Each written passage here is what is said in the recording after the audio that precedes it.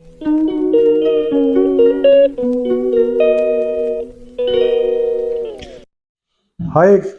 Good morning, सत श्री अकाल, आदाब, नमस्कार, वणक्कम एंड जय हिंद।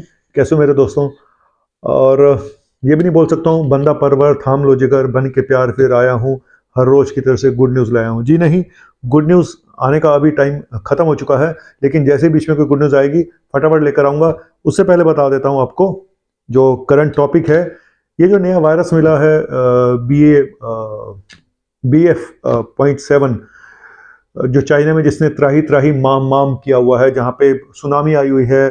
हालांकि खबरें छन के जो आ रही हैं, वहाँ से जो वीडियो लीक होके आ रहे हैं, वो तो बहुत ही एक खतरनाक कंडीशन, जैसे हमारे यहाँ डेल्टा थी, बिल्कुल वैसा ही शो कर रहा है। वो बात अलग है कि चाइना भले ही कितना भी नकारता रहे, पर असलियत सबको पता चल चुकी है कि हालात वहाँ के बहुत खराब हैं।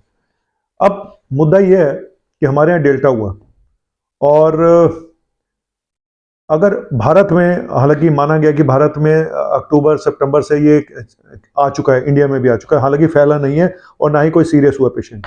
लेकिन चाइना में इतनी तबाही जो हो रही है, उसके पीछे हालांकि ये भी माना जा रहा है जीरो कोविड पॉलिसी है जी, वहां पे इम्यूनिटी नहीं बनी। लेकिन टॉपिक ये है, क्या ये जो नया वायरस है ये डेल्टा वायरस से ज्यादा खतरनाक है? क्योंकि अभी तक डेल्टा ही सबसे खतरनाक था। ओमिक्रॉन का ये वेरिएंट है, ओमिक्रॉन अभी तक इतना खतरनाक साबित नहीं हुआ इंडिया में। लेकिन अगर ये BF.7 इंडिया में आता है तो क्या ये तबाही मचा सकता है, भले ये ओमिक्रॉन क्यों ना हो।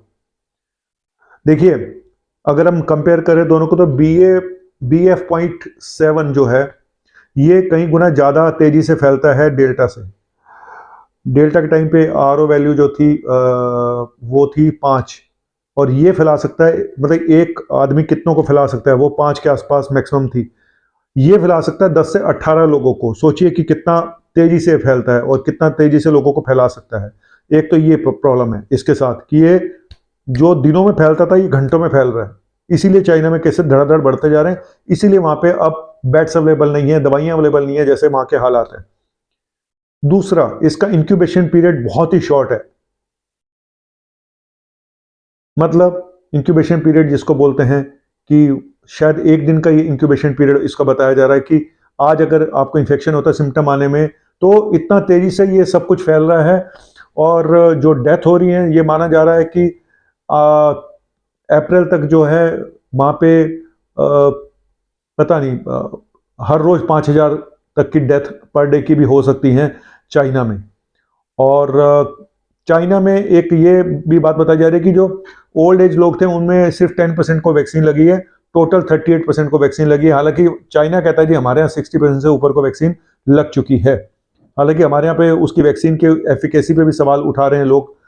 लेकिन कुल मिला के मुझे अभी भी लगता है जीरो कोविड पॉलिसी ज़्यादा जिम्मेदार है। लेकिन हम बात करेंगे, अगर इंडिया में ये वायरस आता है और इस वायरस के सिम्टम क्या अलग हैं डेल्टा से। देखिए, सिम्टम तो सेम है, सिर्फ सीवियरिटी का फर्क अभी तक पाया गया है। सिम्टम तो वही होते हैं जो अभी तक चले आ रहे हैं, फीवर है, नज़ला है, जुकाम है, जो फ्लू कॉमन कोल्ड के सिम्टम होते हैं, जो आजकल चल रहा है फ्लू, वैसे ही सिम्टम इसके होते हैं, कोई नया नहीं है। सिवाय इसके कि जो सीरियस पेशेंट होंगे वहां पे सांस लेने में दिक्कत होगी, ऑक्सीजन कम हो जाएगी, वीकनेस बहुत आ जाएगी, BP लो हो सकता है। तो मेन ऑक्सीजन वाला पंगा ही सबसे ऊपर होता है, और वो हमेशा मैंने बोला कि ऑक्सीजन सैचुरेशन अपना चेक करते रहिएगा। तो डेल्टा के सिम्टम्स, इस ओमिक्रॉन के जो BF.7 है, 0.7, इसके सिम्टम सेम ही हैं जैसे बाकी के थे, कोई ज़्यादा फर्क नहीं है। इसीलिए आपकी जिम्मेदारी और आपकी अलर्टनेस और ज़्यादा बढ़ जानी चाहिए, क्योंकि सिम्टम सेम है तो आप कैसे पता लगाएंगे कि आपको फ्लू है, कॉमन कोल्ड है, इन्फ्लुएंजा है, क्या है? बिना टेस्ट के आपको नहीं पता चलेगा। तो अगर आप, मेरे हिसाब से तो आप डॉक्टर्स को टेस्ट कराने शुरू करने चाहिए। लेकिन वही बात है कि आप कहोगे जी टेस्ट करा के क्या उखाड़ लोगे। मैंने पिछले वीडियो में बताया कि अपने लोगों को, अगर साथ वाले लोगों को, सीनियर सिटीजन को बचाना है तो ये करना पड़ेगा। आपको हो सकता है कुछ भी ना हो, लेकिन उनको प्रॉब्लम हो सकती है ना। जो बीमारी वाले लोग हैं उनको प्रॉब्लम हो सकती है, तो इसलिए दूसरों को बचाने के लिए टेस्ट कराने होते हैं, अपने आप को नहीं, है ना।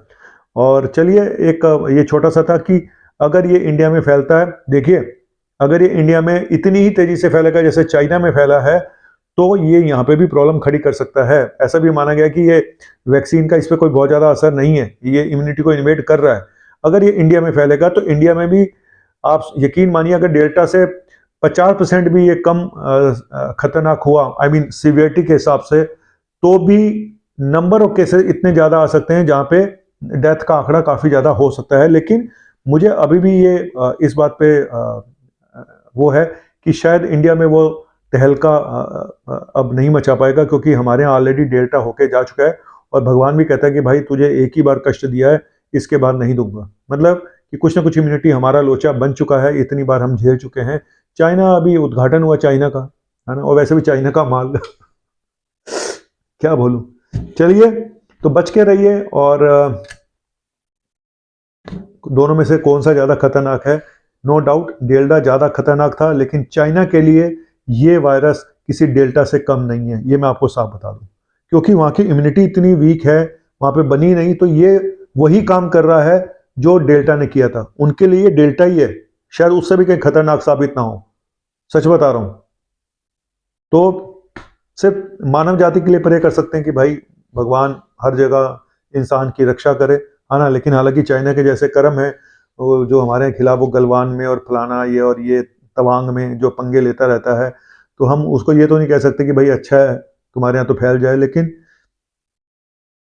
जैसा कर्म किया है वैसा फल देगा भगवान, ये है गीता का ज्ञान, ये है गीता का ज्ञान, मैं हमेशा बोलता हूँ। और ठीक है, इंसान ने भी खूब ज़्यादा ही तहलका मचा रखा था, भगवान बनने की कोशिश पूरी पूरी कर चुका था। तो ठीक है, अपनी औकात में रहना सीख जाएगा इंसान, है ना।